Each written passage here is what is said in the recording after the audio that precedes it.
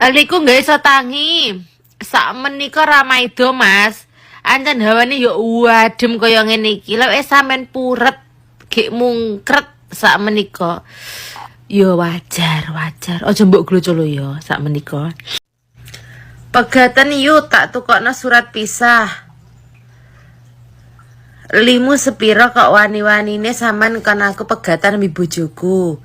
Sing bojoku jelas-jelas barangnya gede dawa atas nongklang berurat, Mas. Ngene iki sak menika kira enak karo bojoku. Bojoku ning panasan kerja banting tulang.